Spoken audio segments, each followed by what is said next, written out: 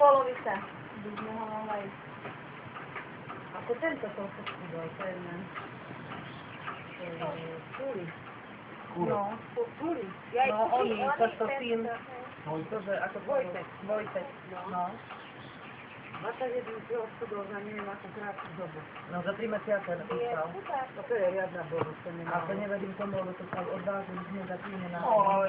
Presne takto, nevie čo. Ale Bože, oni to nepovedia, môžu rôzne podporné, lieky. Nie, povedal, že má osobného trénera, ktorý mu cvičenie, akože, čo má cvičiť, aj stravu. Tak, 21 kg za 3 mesiace. Nie je zdravé. Veľmi veľa, nemôže to mať dobrý dopad. Optimálne hovoria 1-2 kg za mesiac a postupne. Presne tak to je.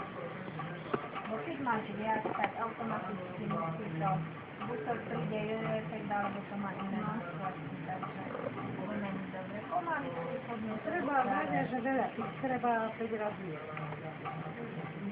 Pomaly.